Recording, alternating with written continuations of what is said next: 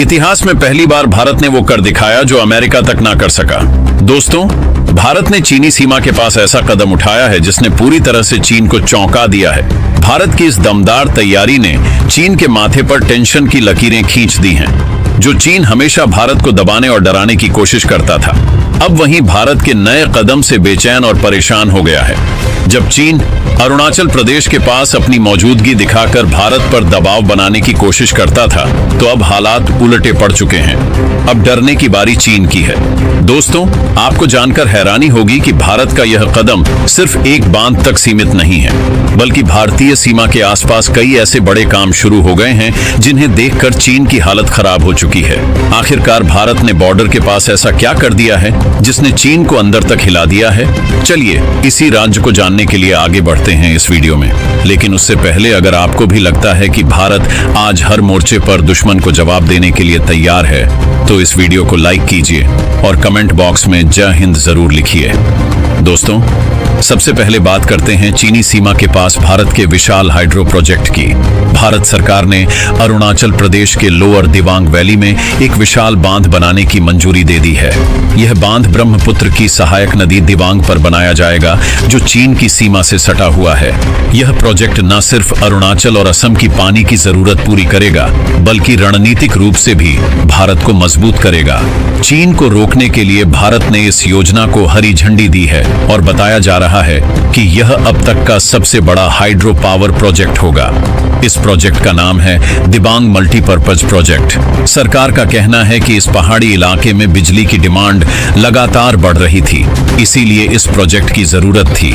इसे NHPC limited द्वारा बनाया जाएगा और इसकी क्षमता होगी 8,800 मेगावाट।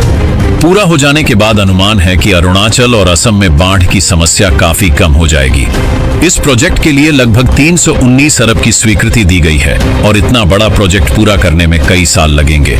अब बात करते हैं भारत के दूसरे बड़े कदम की, न्यूमा एयरफील्ड।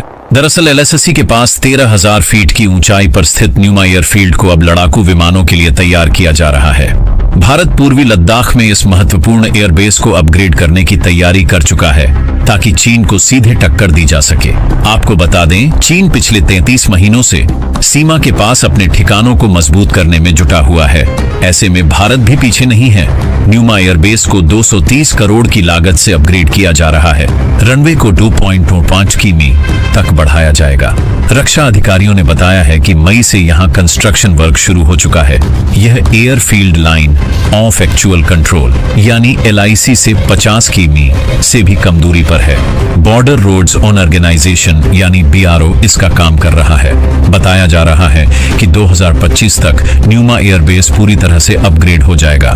फिलहाल यहां से अपेचे हेलीकॉप्टर MI7 और C-130J जैसे एयरक्राफ्ट ऑपरेट होते हैं, लेकिन अपग्रेड होने के बाद भारत के लगभग सभी लड़ाकू विमान यहां से उड़ान भर सकेंगे।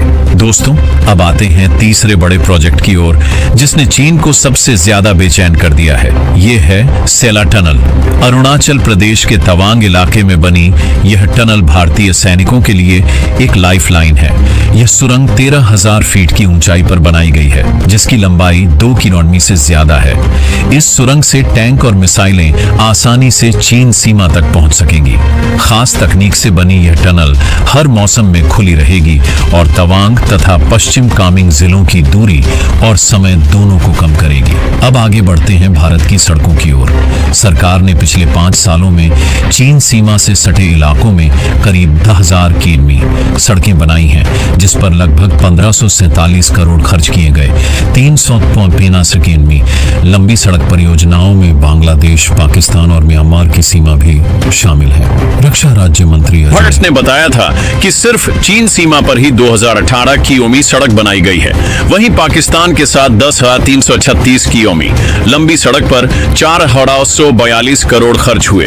दोस्तों, अब आते हैं भारत के उस सबसे बड़े कदम पर जिसने चीन को अंदर तक हिला दिया है, Leh Ladakh rail line project.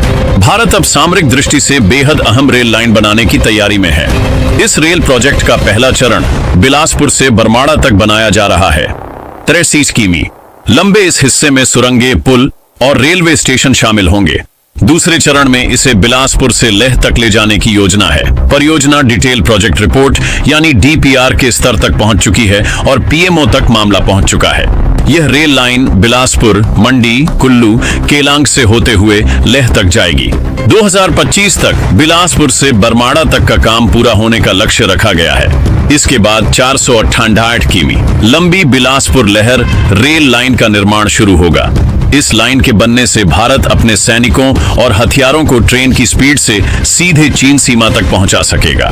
हालांकि चीन भी इसी तरह सीमा के पास सड़कें और रेल लाइनें बना रहा है, लेकिन भारत के इन प्रोजेक्ट्स ने साफ कर दिया है कि अब चीन चाहे जितनी कोशिश कर ले, भारत अपनी 1 इंच जमीन भी किसी को नहीं लेने देगा। लेकिन ठहरिए दोस्तों, कहानी यहीं खत्म नहीं होती। भारत सिर्फ सड़कें, टनल और रेल लाइन ही नहीं बना रहा, बल्कि अब उसने टेक्नोलॉजी के जरिए भी चीन को चौंका दिया है। भारत ने लद्दाख, अरुणाचल और सिक्किम के कई संवेदनशील इलाकों में ऑप्टिकल फाइबर नेटवर्क और एडवांस रडार सिस्टम बिछाना शुरू कर दिया।